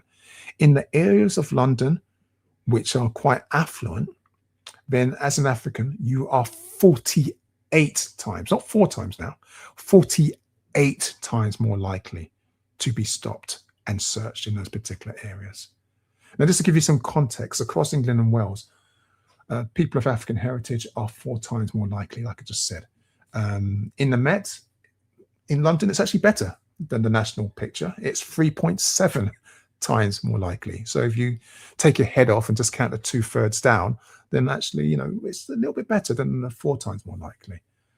If you then consider that around 2/3 of those stops lead to no action, and that the person generally is wrongly suspected, it gets a bit more worrying. Okay, so we know that we're being harassed because we're being stopped, we're being searched, 3.7, 4 point whatever times more likely, and we haven't committed any crime.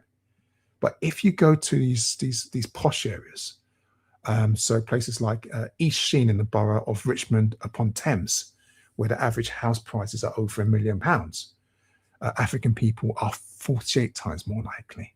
If you go to Dulwich Village in Hampstead, we're 40 times more likely. And I can go on as a list of different places. I can't be bothered to read all of them. Wherever there's more affluence and you're an African and you're going to the shops or you're walking down those streets, it's no longer 4 times more likely. It jumps through the roof. So this is new data. It's interesting to have this information. Let me read this little bit over here. The study found evidence of weak grounds for stops of people of African heritage. In one case on the Strand in central London, an officer justified a stop, claiming the person walked past and given me a furtive glance and immediately looked away. Then, having denied doing anything illegal, they patted his right jeans pocket with his right hand, which was an involuntary action. I could not see any lump or bulge in his pocket, so I suspected he may be in possession of drugs which are easily concealed. And so that person was stopped and searched. Saw a police officer, didn't want to keep eye contact because you keep eye contact with a police officer and you can get stopped and searched and arrested. So the person just looked away. And then because they kind of like touched the side of their pocket, maybe they were, I don't know, kind of like, grabbing their phone or anything. Who knows, right? This is the point. Who knows? Officer's mind, oh my God, won't give me eye contact. Oh my God, why is he touching his pocket for? Oh, must be drugs. Yeah, drugs. And that person will stop. So you won't be surprised to know that that search resulted in nothing being found. There was no grounds for the stop. Now, if you think about how long those encounters take, 15, 20, sometimes minutes, half an hour, just talking shite on the street, feeling embarrassed while everyone's walking past you looking like a criminal, and people wonder why I am so angry about the increase of what they call it, OIFCR, operator initiated facial recognition. They keep coming up with these new terms. Okay, I don't care about the technology. We just want proper professional policing that is not corrupt, that is not racist. Anyway, I'm going to move on. Last one for this section. This one came in just now. I don't have much background for it. 3 Metropolitan Police officers are being investigated over an alleged racist assault after a young teenager of African heritage suffered a broken knee in a stop and search operation. Now, I say teen. The 16-year-old boy was riding an e-bike in Tottenham in April last year, where he was forcibly tackled to the ground by an officer who's part of a unit dedicated to phone theft and other street crime. Nothing was found on the teenager, but he was arrested on several offences, including racially aggravated public order, threats to kill, and dangerous driving, and he was taken to a local police station. Now, the boy, who sources say was in total agony, was refused detention as a custody sergeant was concerned about his injuries and was transferred to hospital where he was diagnosed with a fractured knee. But what we now know is that the Independent Office for Police Conduct is investigating the 3 officers involved over these potential criminal offences, one for grievous bodily harm, which carries a prison sentence of several years, and the other 2 officers for intentionally encouraging or assisting an offence. All 3 officers have been placed on restrictive duties, and the force has confirmed that all 3 officers are being investigated for gross misconduct. Now, of course, innocent until proven guilty, just because the IOPC is taking this very, very serious. They've got evidence that we don't know. We haven't seen this. We don't know. Okay. So they're taking it seriously. We don't, the boy could be guilty. We don't know. But it looks pretty bad for the man, right?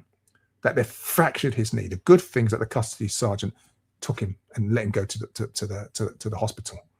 But this is literally just, the story just came in today. I don't know much more information than what I've just shared for you. As we get more updates, we'll share it with you. There's nothing else to say. That's the end of that section. Wow. You are watching the Galley's Pan-African Community News Update. My apologies, we are running a bit late. I think we're an hour and a half almost now. We did start the program late, and hence we're going late, and there's quite a lot of news to go through. If you're watching live, you're welcome to interact with us through Facebook or YouTube. As ever, the wonderful Sister Oleander is on the chat, so you can have comments and she'll be back, etc., and share stuff with you.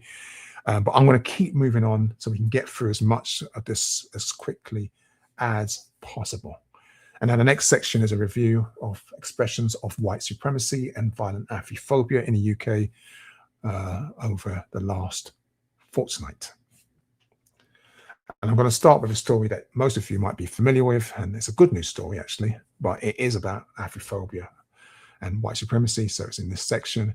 And many of you remember that our sister, Eni Aluku, who was assaulted and racially abused on social media, has been taken the footballer Jerry Barton to court.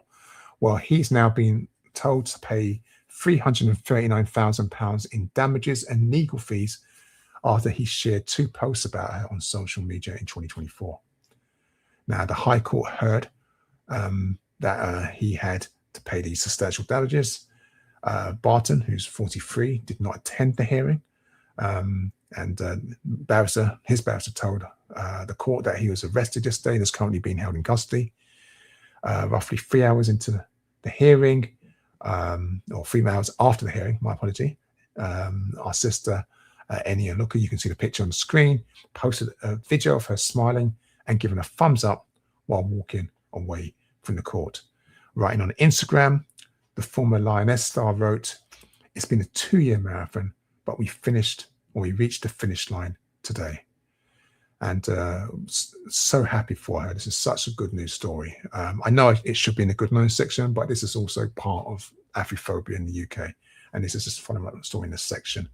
Now, Barton had wrongly claimed that she had cynically sought to exploit her status as an alleged victim of racism and bullying, and that she was a hypocrite.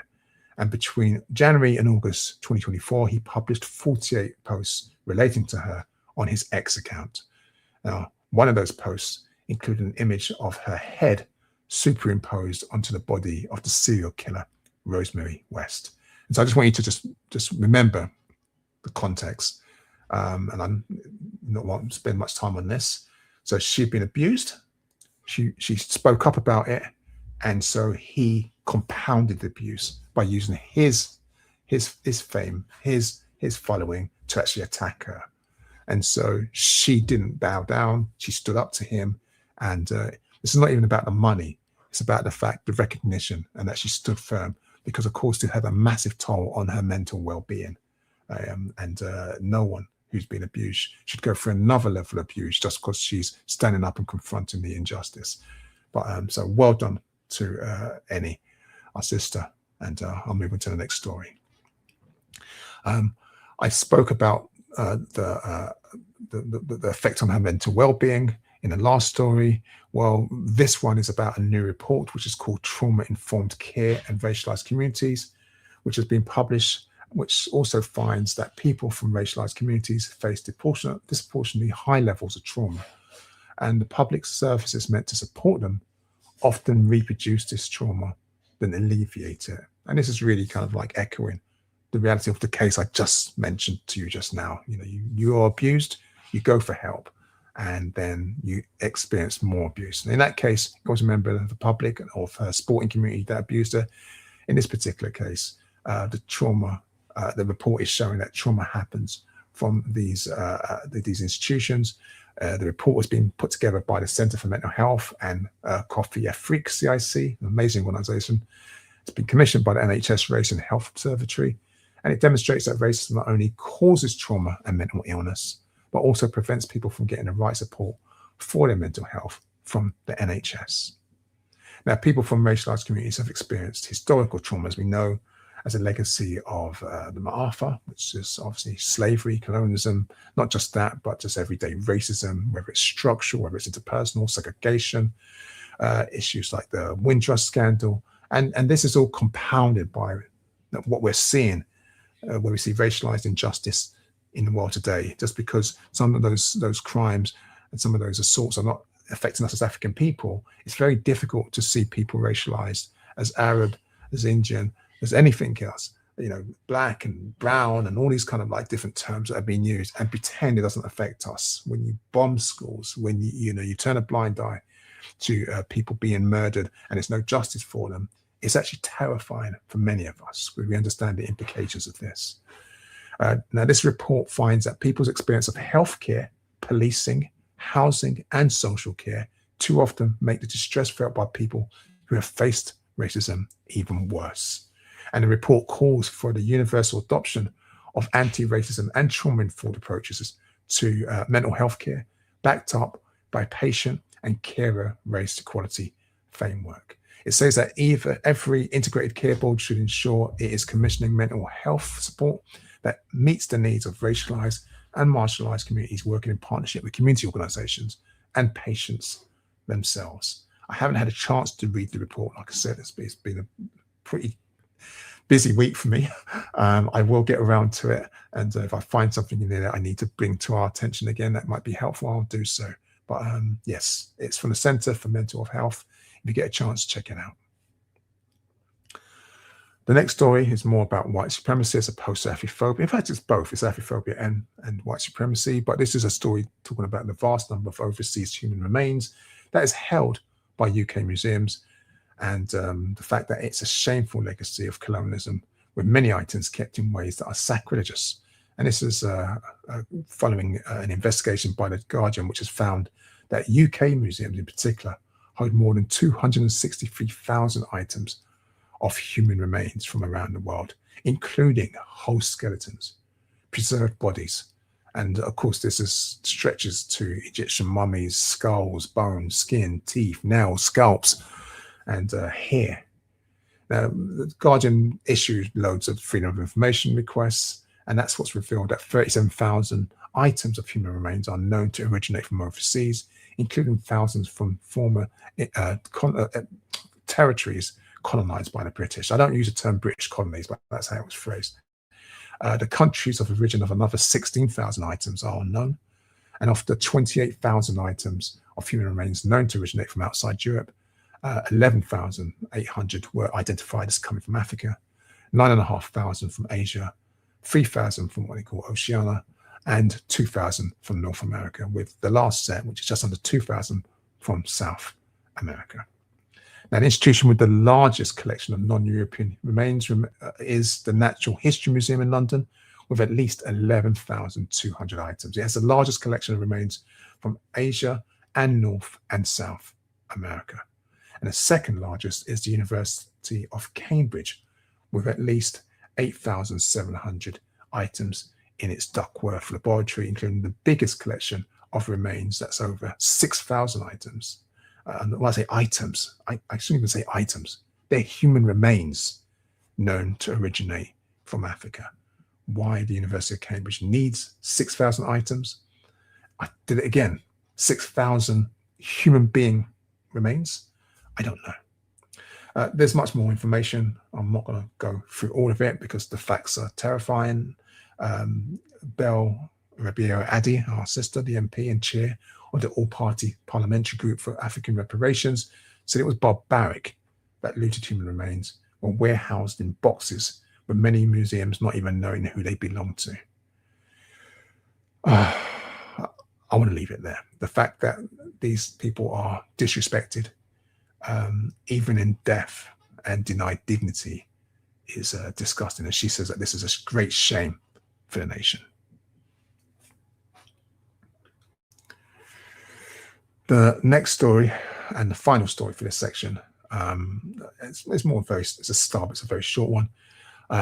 There's been a report that's come out by the Parker Review that has said that the proportion of leaders from what they call global majority communities or nations and the UK's largest companies have actually increased over the past year. Now, the reason why this isn't in the good news section is because they've also identified that there's need for significant further improvement to meet the targets next year. Now, this is a government-backed review, and it's good that we have that facts. So there is an improvement, even though it's unlikely the target's going to be met next year.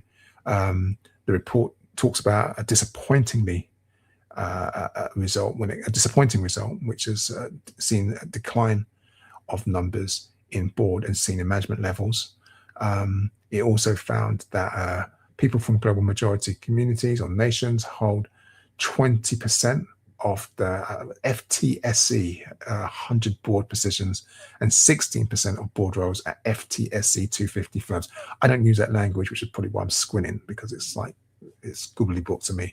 I think these are the what they call it, the high-ranking companies on the stock exchange. I think that's the term that we use to describe it. So we are seeing some progress, but it's not enough. It's too slow, and the progress. It looks like the targets for next year are going to be missed.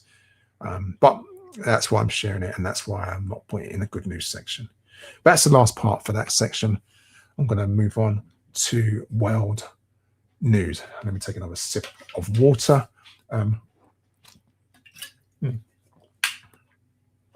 You are watching the Gaddy's Pan-African Community News Update. You know the usual stuff. It's on Facebook, it's on YouTube.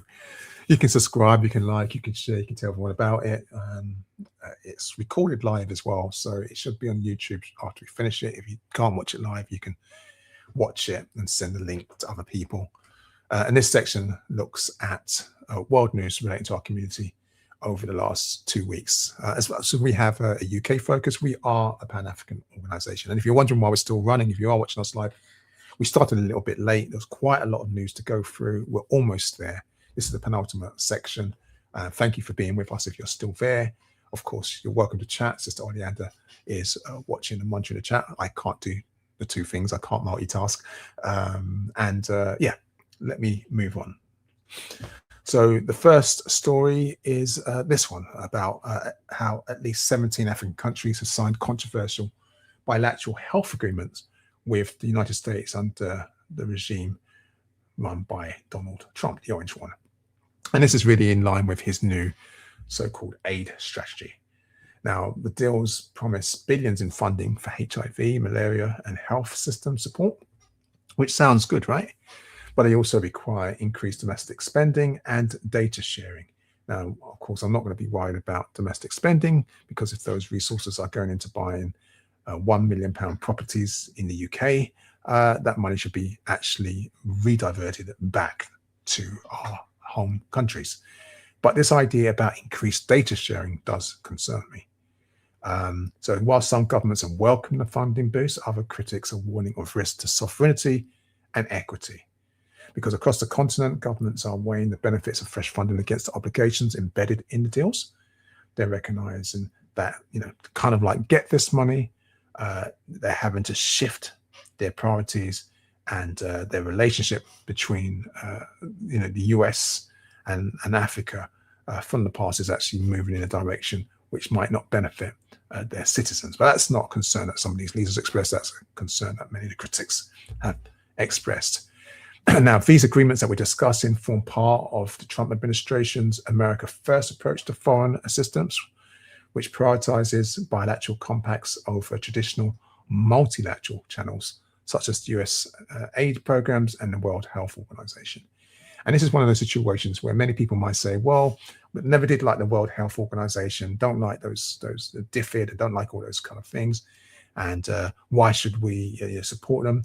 Well, because if you don't, then what happens is that when it comes to these kind of programs, you just have one nation demanding monopolies on resources, on data, and having conditionalities that favor them alone. America first in this particular instance, which is not to the benefit of the nations that are getting this money, but directly to the benefit of racist and white supremacists in places like the White House. Now, under this particular framework we're talking about now, participating African governments receive multi-year US funding to combat HIV, malaria, tuberculosis, maternal mortality, and other major health threats in the eyes of the American government.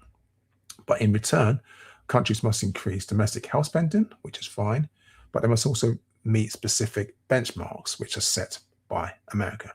And in some cases, they have to also agree to expanded data sharing provisions. Now, if you're aware of the discussions the US government is making with generative AI providers like OpenAI and ChatGPT and Anthropic, all these kinds of companies, this is a nightmare for us, mining our data for their own use.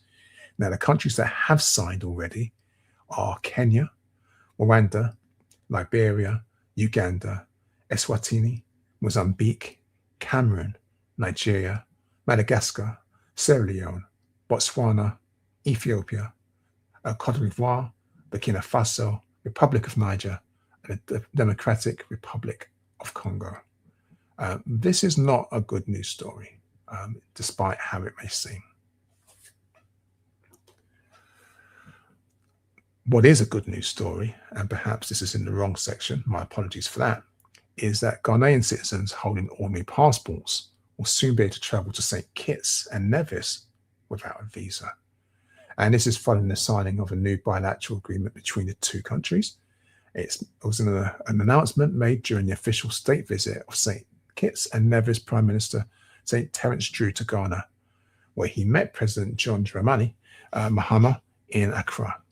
Now, we're seeing more and more of these interconnected relationships growing between African and diaspora, which has seen some significant partnership deals. And one of them, like this exemption of having to require a visa, is a brilliant move. There are also other benefits from this deal. There's also been a collaboration on a bilateral labor agreement intended to support the recruitment of skilled Ghanaian professionals, including medical workers, to help address workforce needs in St. Kitts and Nevis. So again, you're hearing more and more about these stories. These are positive moves, and we hope that they continue to go and spread from more African nations, whether they're in the Caribbean, whether they're on the motherland, and kind of remove some of those restrictions that mean that we can't move around the world with the sovereignty that any human being should have.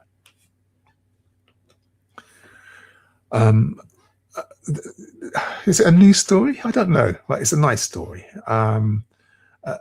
As many of you know, is it the 8th of March or the 7th of March?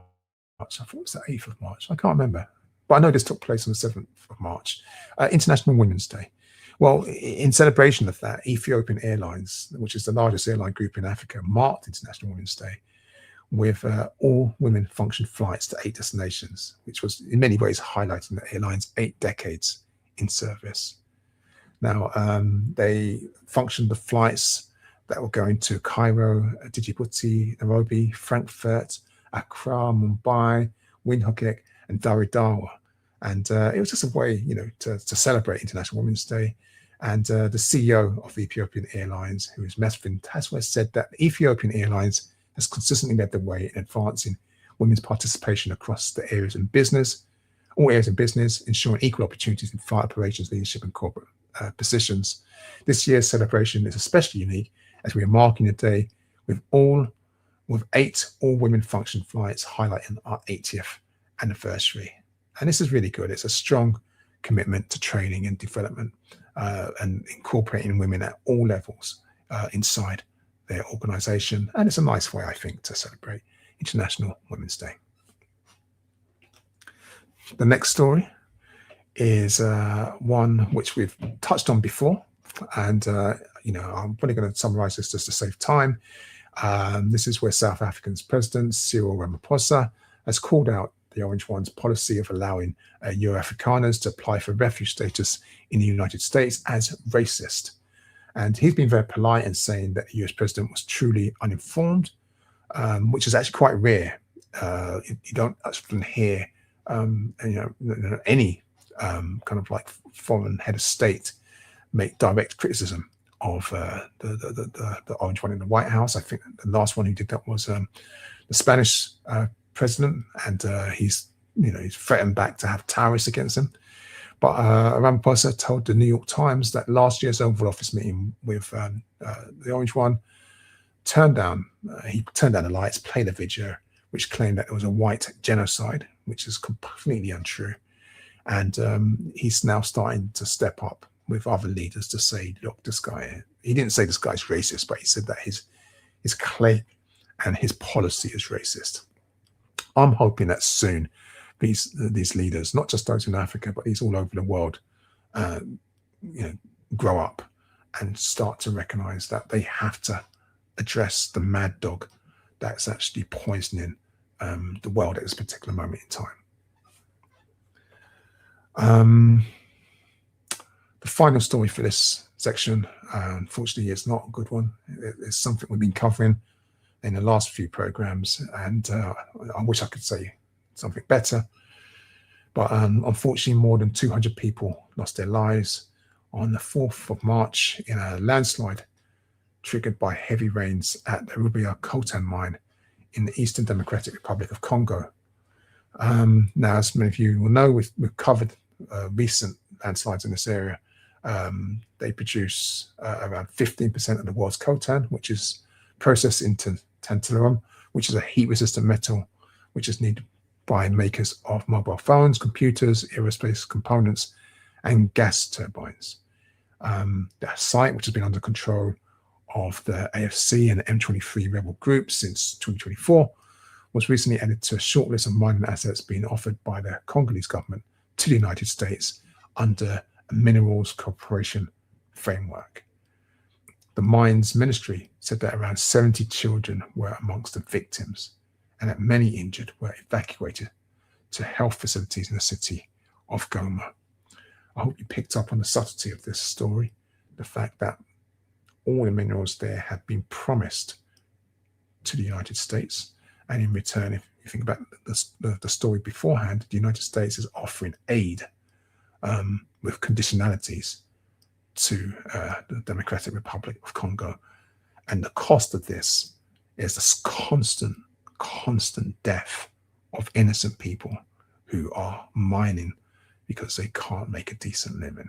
And this is the only way they can find making money, just so that those of us living in the West can have a constant stream of mobile phones and technological products to keep up with the fashions.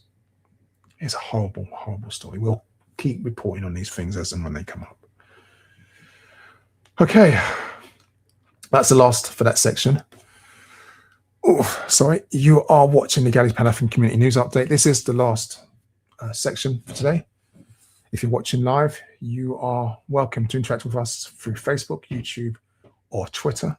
I say Twitter, it's not Twitter and it's not X, and we don't stream on there. Toyin. You know what, you get a script in your mind and you just say it automatically and you keep forgetting to update. No, we're only going on Facebook and YouTube. It's a shame we don't have our own streaming platform. Well, we do, but it's not, as famous as these ones and doesn't have the same reach. So we have to use these ones for the time being. But either way, you are welcome to subscribe, to like this as well when it goes out or while you're watching it and stuff. You can share it if you find it useful. I'm going to try and spread a little bit of joy before we sign off. This is a closing section, and we're looking at some of the positive news relating to our community over the past 2 weeks. And the first story is that of Adrian Stone from Bristol, who's holding workshops. Yes, that's right. Who's holding workshops to help teach people skills to trace their family trees. Now, Adrian is 52 years of age, and the workshops he's offering includes looking at the enslavement registers of plantations, or what they call plantations, or forced labor camps, discovering the journeys people of African heritage have made to establish communities around the world, and telling us how to search the passenger list of Windrush-era transport. Stone, whose father passed away when he was 7, said that when his mother suffered a serious illness, it sparked the curiosity to investigate his roots. And he now wants to give people of African and Caribbean ancestry the right resources to make them feel connected to their heritage. So, this is a story you can find on the BBC for more information. Thank you, brother, for doing this story, or for doing this project. The next story is about our young princess named Eli Cambridgeshire. No, that's not her name. I think I've mixed up the titles. Sorry. Her name is Hepzibah. Hepzibah. I don't know if I'm pronouncing it correctly.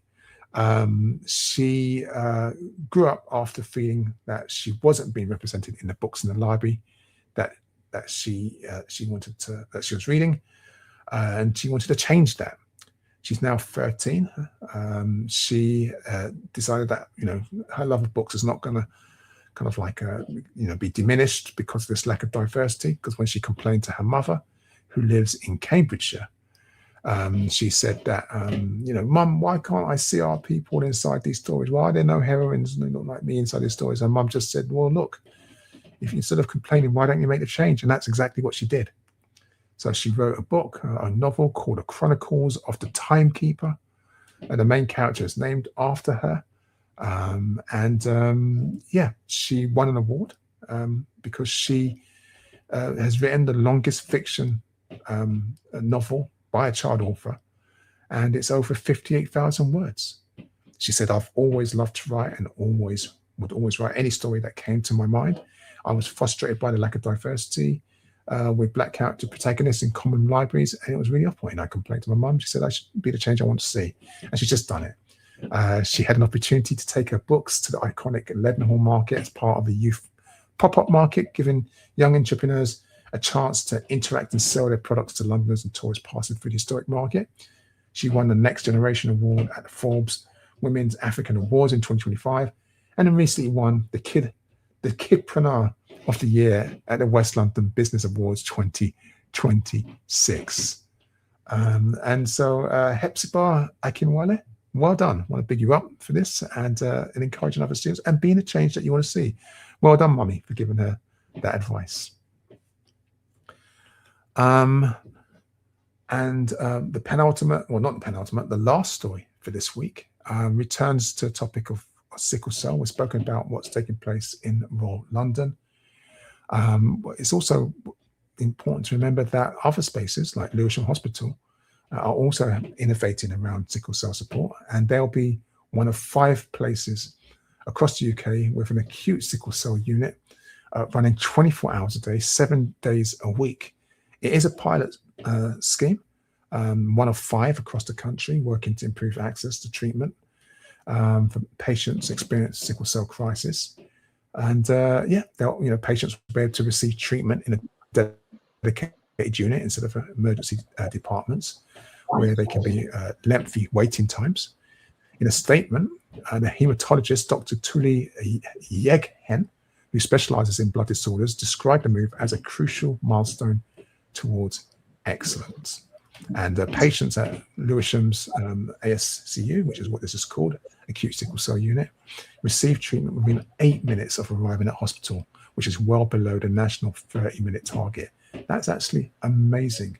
And I suspect that the support group in that area has something to do with that as well. But I want to big up everyone for that. But that's how we're going to close.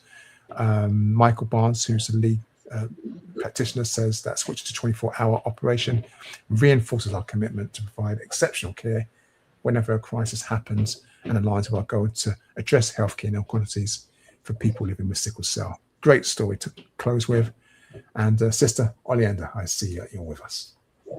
Yes, so I just wanted to say there's another sickle cell positive story, which is I went to a NHS Berks Health in collaboration with the Sickle Cell Society.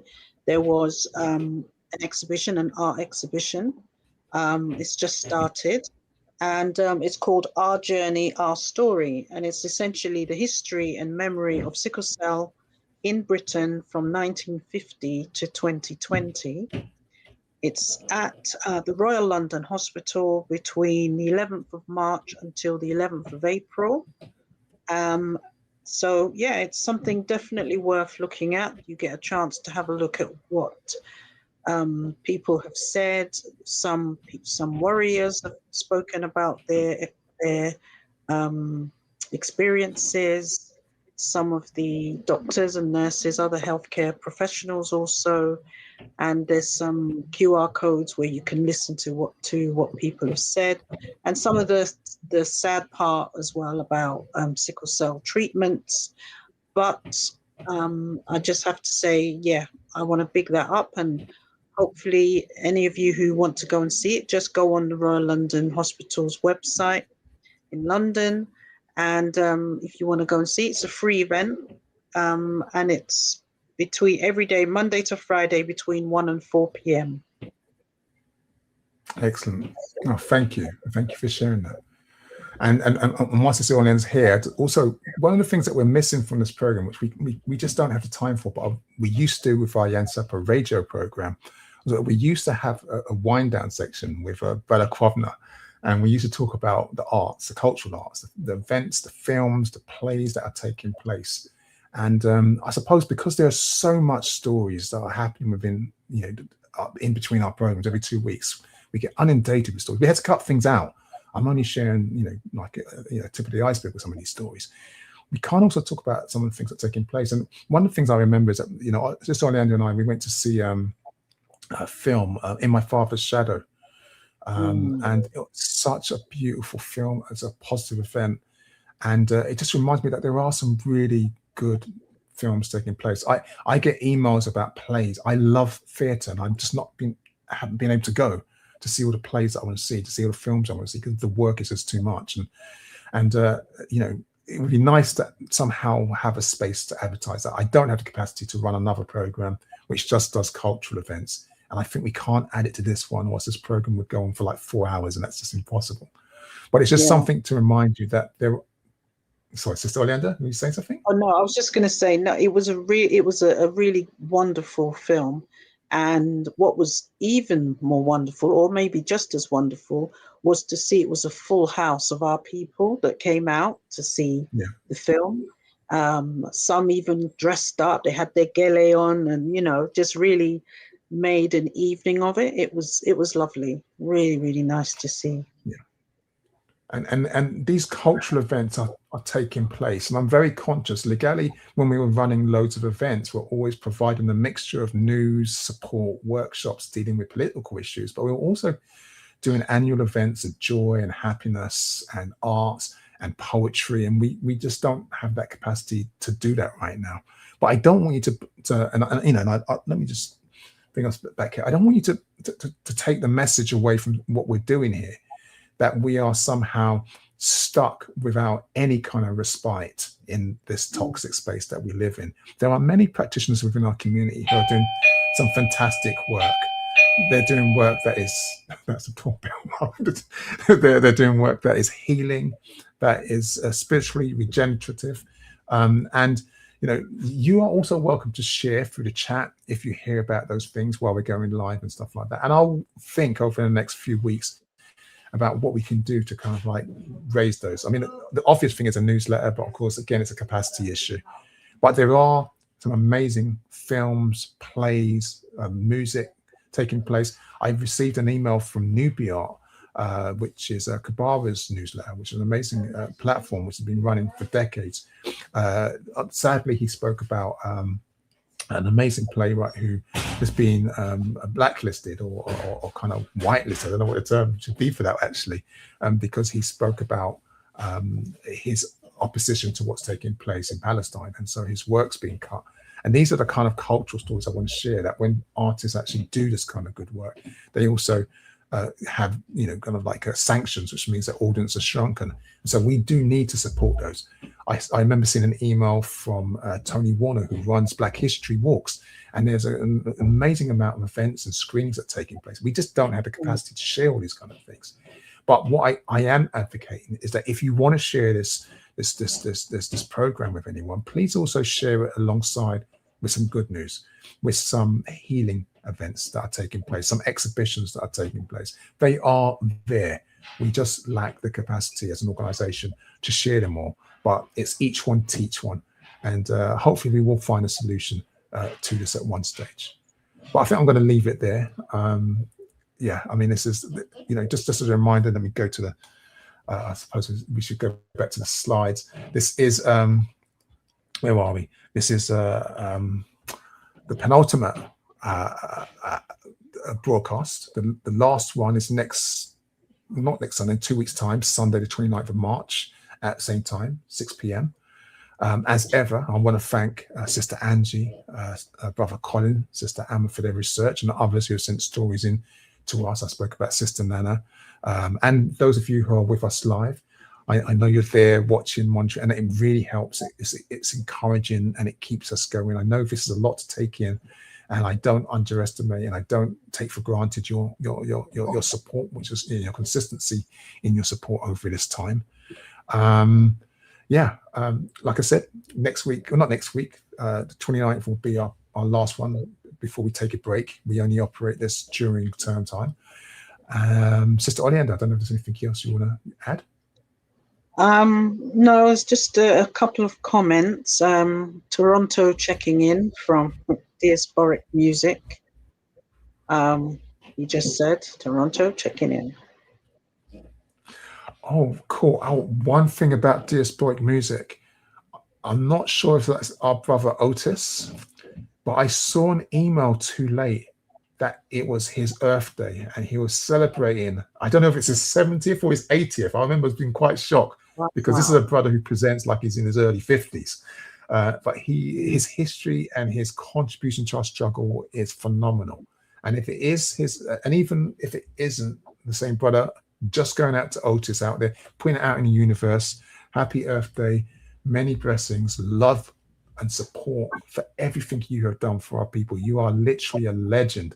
And we have so many of those people who do this amazing work in our community that don't get their props while they're here with us. And so I want to give that. And I'm so sad that I saw the email too late, or so I would have joined the surprise party online.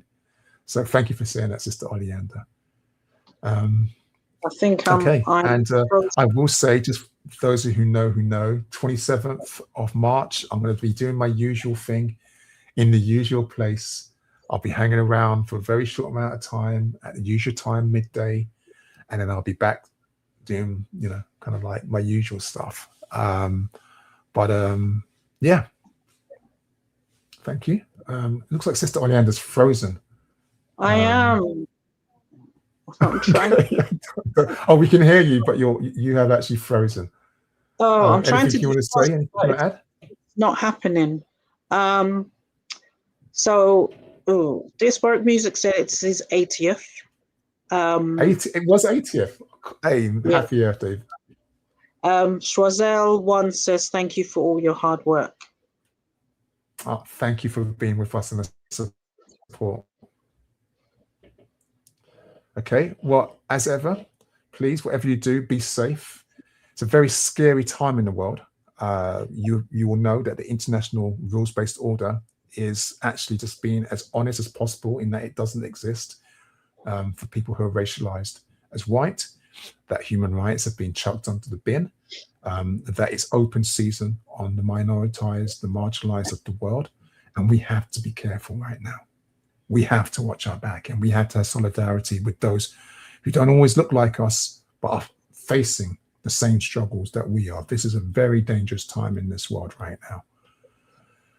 So whatever you do, be careful, be safe, and may the ancestors continue to guide and protect us. Ashe. Ashe.